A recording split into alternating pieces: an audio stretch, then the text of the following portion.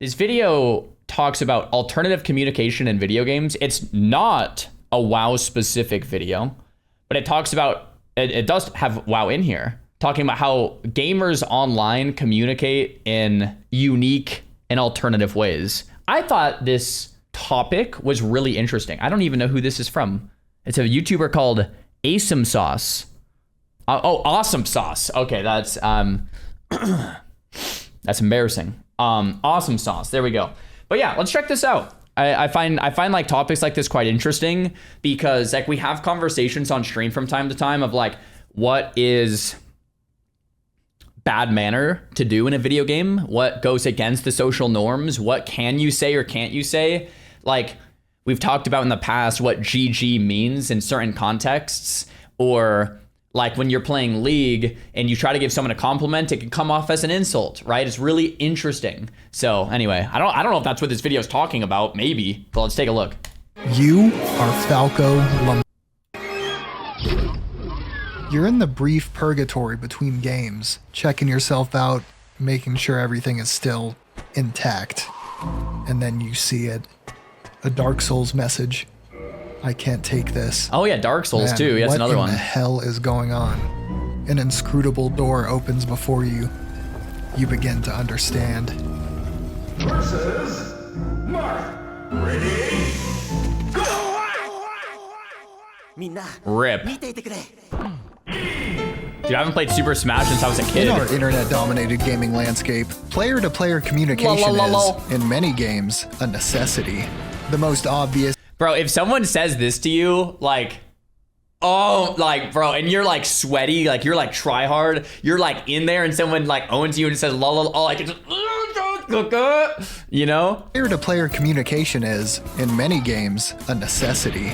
The most obvious and common implementations of this are simple text or voice chats, two of the most basic and unambiguous methods of communication available, but for our purposes, also the least interesting. You've heard the adage, limitation breeds creativity, and this too is true of gaming interactions. Regardless of the range of expression allowed to players in each other's company, clever users will inevitably find ways to communicate seemingly incommunicable concepts within a system's limitations. If you make a severe misplay, a chat banned player might not be able to outright say, "What the fuck are you doing? You are ass." But they can express the same general sentiment through spamming pings around you just the same. Oh, not the question mark, not the question mark! Before getting into the more niche examples, however, let's examine a method of alternative communication everyone. Bro, I hate the question. The question mark is the worst. Because then it's just like, it's not even toxic, it's like next level toxic, because it's just like, bro, what are you doing? Like, what were you trying to do there? What was that? Like, it's just like, oh, it's awful. It feels awful, man. Is familiar with the emote.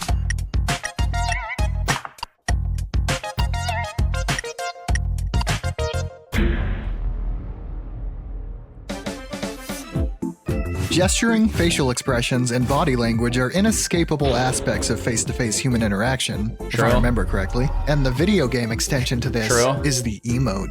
And hell, we'll even count things like this. If you have a close fight with another player, sometimes it's not enough to just let it be and continue on. Sometimes you have to hit a fashionably late dab on them, or shoot their already dead body. And when they really deserve it, a nice teabag can drive the message home. Oh, Halo. This is what I imagine Halo most people think of goodness when picturing gracious. emotes, or at least popular enough usage to justify the concept of getting emoted on. In some games, however, emotes go beyond playful boasting and can instead represent intense disapproval at the actions or even morals of others.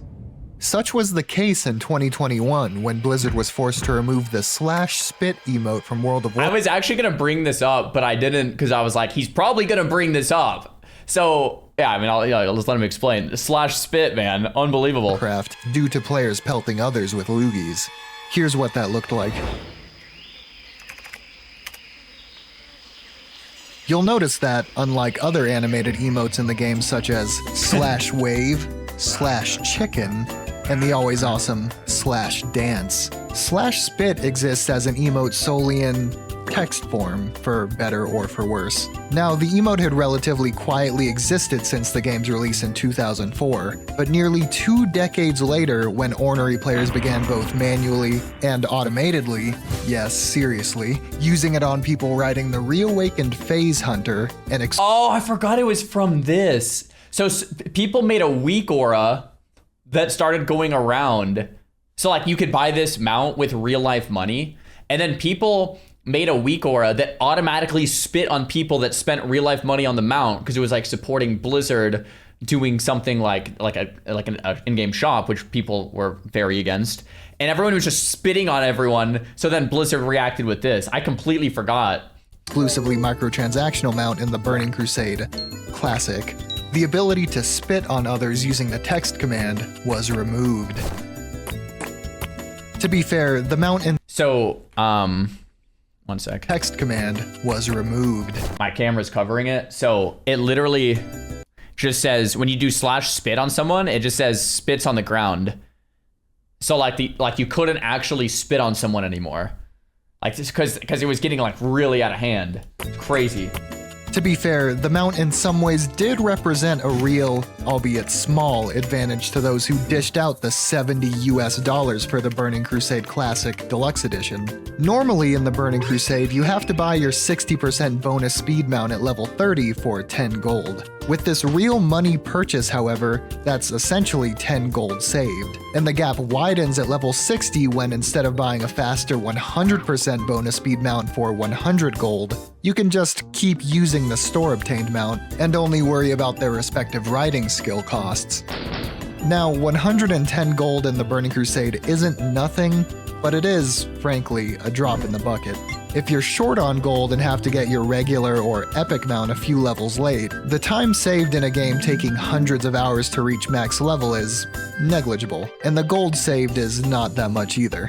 Instead, I was gonna say that, like in TBC, like 10G or whatever, but yeah, I'm glad you did. Behavior points to misdirected ire for Blizzard. Classic was mismanaged.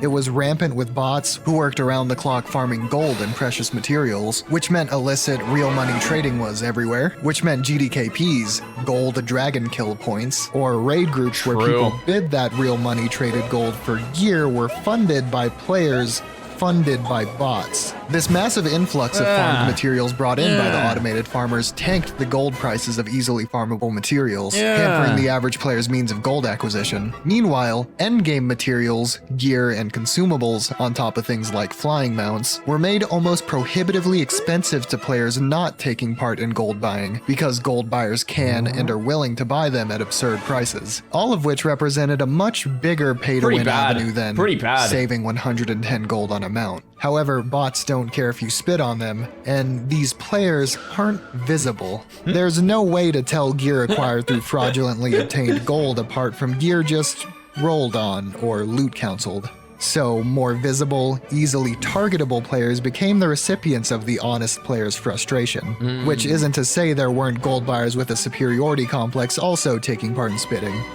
I'm sure there were. You can polymorph them, or you can also mind control them and put them in very fun places. This is something people did with the bots in Maraudon as well, where they mind controlled them off the edge and then put them into a wall where they basically just stood doing Blizzard's job for them. Let's go. Over and over again. Despite this behavior being an almost exclusively classic phenomenon, the removal of /spit extended beyond the 2021 re-release of the Burning Crusade globally, to even the live servers where new content is still regularly made, and even future re-releases of the Burning Crusade and beyond. And this represents real change forced by the brave rebels perpetrating the mass /spitting, not in the form of Blizzard changing their monetization practices, but by some guy having to take a couple hours to change the behavior of a single emote. To drive home the absurdity of this whole debacle, even after the ability to spit on others with the /spit emote was removed, real haters could instead type /E to initiate a manually typed no animation emote and complete the rest of the text themselves. Look, it's like it never even left. True, but people do that. If you're gonna do this, just go all the way and /E something truly heinous to someone. Or that. Was Dude. Slash spitting on people with the mount the right decision if someone truly cared to push for change? Evidently, no.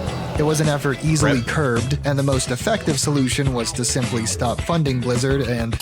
True. For the most part, though, WoW's emotes aren't adversarial at all. In the heyday of WoW Classic's official hardcore servers, where players attempt to reach level 60 without dying a single time, a task that takes upwards of 100 active play hours, it wasn't uncommon for players of opposing factions to help each other in tackling difficult quests. Attempting to communicate via text with players not on your faction results in indecipherable faux language. But emotive communication is still possible.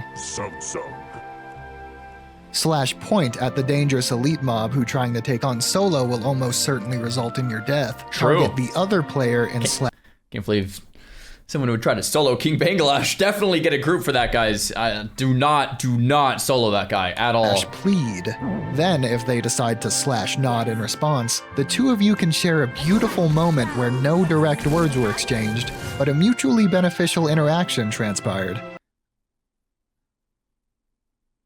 Okay, yeah. Well, given the person who got the first tag sticks around for the other player to get the credit next, because I was gonna say, if you're like only one person's gonna get the credit, I'm thinking that orc is gonna dip out. Like, I don't know about you guys, but I'm pretty sure this guy is gonna like take his loot and bounce, and then the mage or whatever is just gonna like sit here and be like, dang, I got, you know? Part of these interactions being so amicable is in part due to PvP being disabled on hardcore servers, but it's nice nonetheless.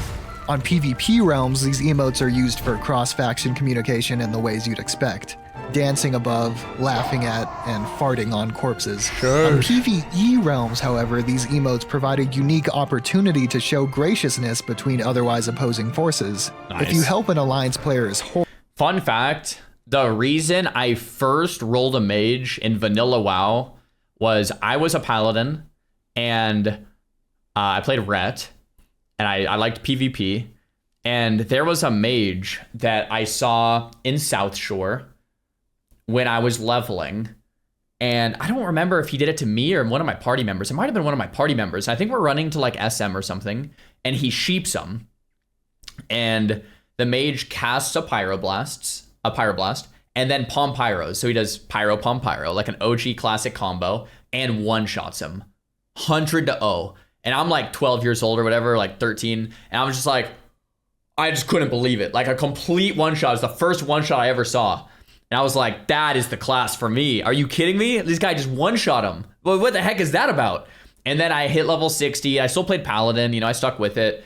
And then like I started queuing like Alteric Valley and stuff. And then it happened to me where like people would cheat me, hard cast a Pyro, Palm Pyro, and I'd die 100-0. And I'm like, this is bull crap. I'm just dying instantly. And then like that was what sparked me to play Mage, really. And then TBC came out and I rerolled. I rerolled Mage and never looked back.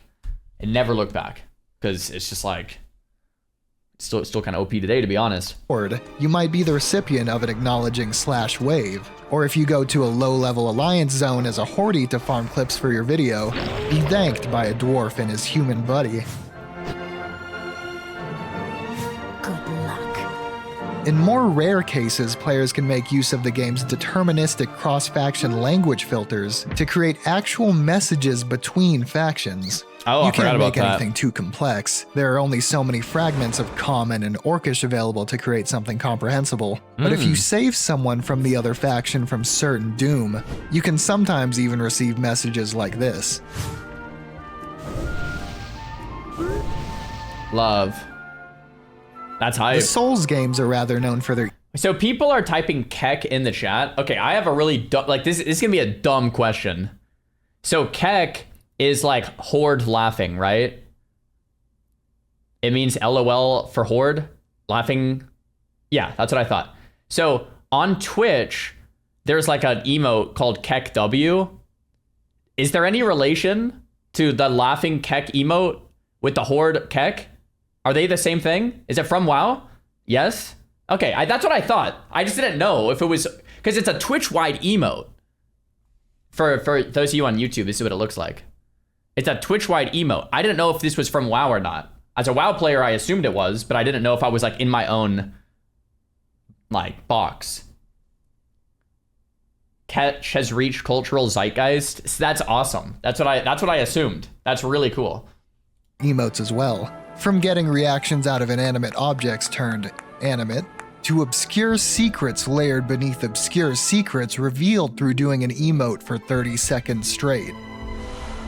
But where these emotes most come in handy are when players physically interact through either PvP or cooperative PvE. Even beyond the novelty of communicating to each other through gesturing and motions rather than direct textual exchanges, these interactions feel special and can even be more memorable to players. They can feel more intense, more fulfilling, more humanizing to see a real figure, with actual movement represent an actual emotion. Text can sometimes be ambiguous, but when you trudge through a particularly lengthy area in a Souls game and meet an untimely demise, then see your co-op stranger buddy drop to their knees in despair, it's not only humorous, but it feels worse in a good way than if someone had simply said, "Aw damn, GG's." True. Conversely, if you're playing something competitive and you queue into someone much better than you, it feels worse watching them experienced spam that. taunt as you try to narrow their massive lead on you than if they had just said, "too good" after the match. It's almost more True. personal to see actual sentiment visualized through motion than text. That being said, let's examine cool text communication. Let's examine one of the most popular, and indeed a personal favorite method of restricted chat, the Souls games, and the other ones, message system. It's making me want to play some Elden Ring. I've been watching Joker too. It's like, game is so darn fun, man. Oh Template messages are pretty intuitive. Simply plop in your Miyazaki-approved. Dude, when I first started playing Elden Ring, I thought these were all like legit too. Like I would read them and I'm like, wow, what a nice guy. Like ledge below or something. And then I would just like jump to my death and it's like my whole chat. But sometimes they are helpful. A lot of the times they are, but then a lot of times they're just like complete trolls. And it's like, yeah. Words into the blanks, write it down, and boom, your message is available for others to see all over the world. It's an extremely cool system for adding indirect human interaction to a series that can be, and for many often is, played entirely alone. Comforting reminders cool. that even when you're struggling, you're not the only one. Man, They're I miss transient by Millennia, design. dude. Instantaneous, asynchronous communication, quick to parse, and most interestingly, entirely anonymous. Messages you're intended to get, then Try tongue? forget Okay. for the most part. Okay, Obvious nice, utilizations of the system are to warn players of ambushes, traps, or tough areas, to give players a heads up. Be wary of trap. The information that Souls-style messages can convey are limited, and due to their limitations may occasionally require some deciphering, but often their advice is invaluable, especially on first playthroughs. For example, to access one of the series' most well-hidden and coolest secrets, the player first has to trudge deep within Dark Souls' Poison Swamp area, Blighttown, an area many players are more than happy to be in and out of, then climb up an exposed route leading to a dead dude holding a shield. Then, with no impetus, hit the wall to the left of the deceased gentleman to reveal a hidden path with a chest. The thing is, like, how do players figure this out? Like, I guess it's just the people that are like, they play Dark Souls like all the time. They've already done like 15 playthroughs, and then they're just kind of like running around like hitting walls to see what breaks. You just kind of roll it, like you just like brute force it, hit every wall, roll into every wall. Cause like when I was playing Elden Ring, I'm just like we figured some stuff out through like messages or like chat, but I'm like, I would have never figured that out alone, unless I'm just. Yeah, like hundreds of hours just hitting everything. Nice.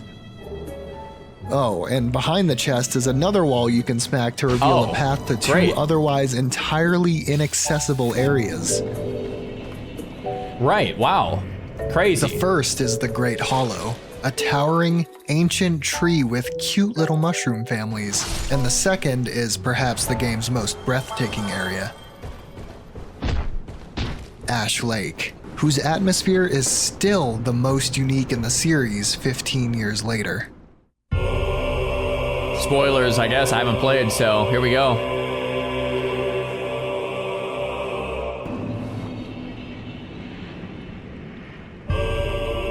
Sheesh, this is making me want to play some This Souls area's theme is games. supposed to play when the player looks up to admire the sheer scale of the place, but you can keep resetting the track by looking up and down.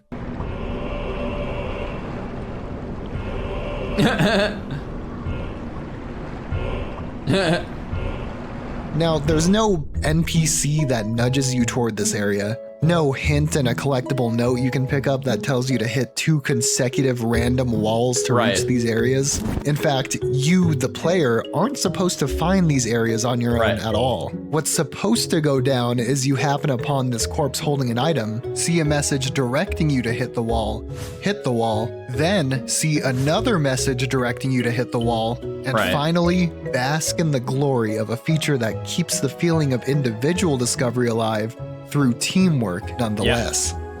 It's kind of like if you guys played WoW during like the Hive Mind event, where Blizzard basically put in a massive puzzle that was really hard to figure out, and the community had to come together like via a Discord server and piece it together and figure out how to unlock this thing.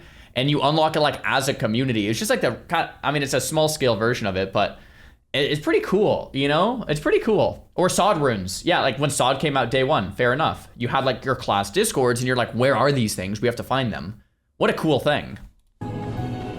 These messages are able to be rated, a neat addition in its own right. However, with the exception of the original Dark Souls for some reason, players are also given overt incentive to write useful messages, being rewarded through an immediate heal ranging from 1 chug of their flask's worth to full health bar replenishment, which can really clench victory in tough encounters.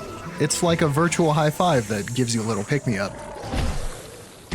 Did I say useful messages? You can also just place a message. Wait, did I hear that right? You get healed if you give it a thumbs up? Wait, is that right?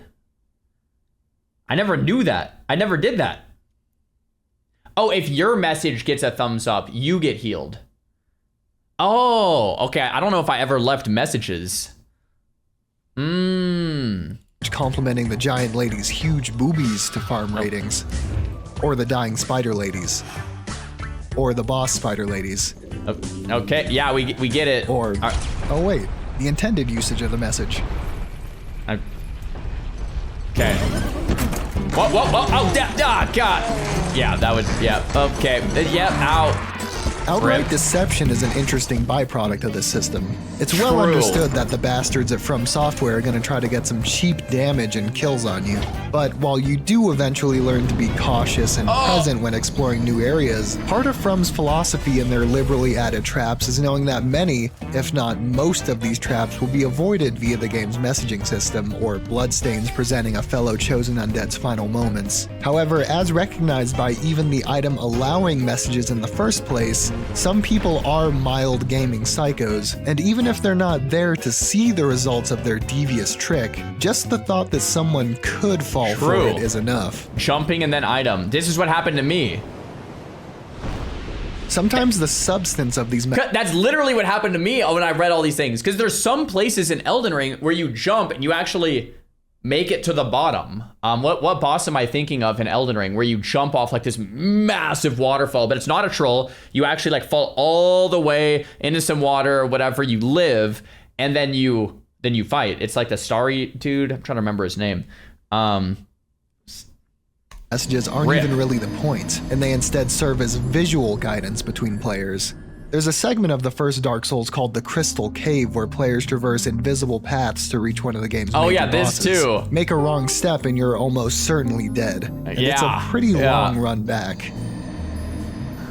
You can, of course, use the intended not online method and slowly progress by squinting and watching particles land to reveal the path, or drop some prism stones. 2 more than adequate ways to navigate. Thanks for subbing, man. But you can also just let your fellow players reveal the path for you. At least a third of these messages are humorous in nature. Amazing chest ahead type messages that are neither helpful nor deceitful, but nonetheless add to the experience. Silent character adorned in skeleton armor leaning against a wall, Edge Lord. A soul long expired, don't give up, skeleton. Fortnite. Beanpole ahead.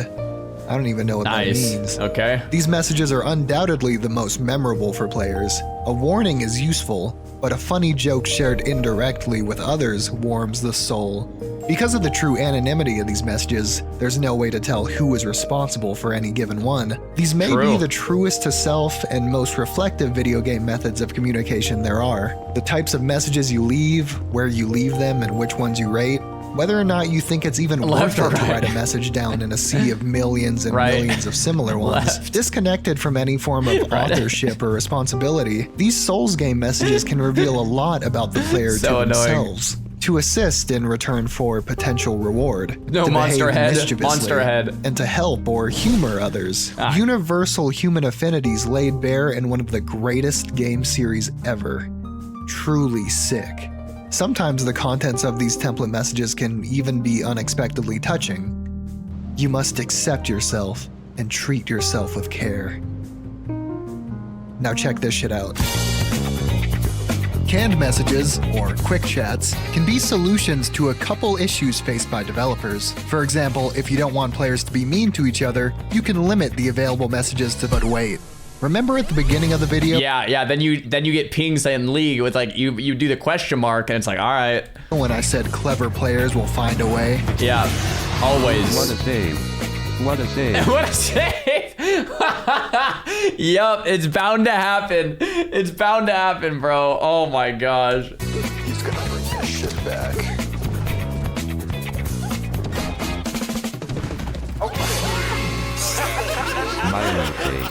Smiley face. Smiley face. Shit like this. Like when I got circle camped for several minutes a long time ago, then at the end of the game got hit with the...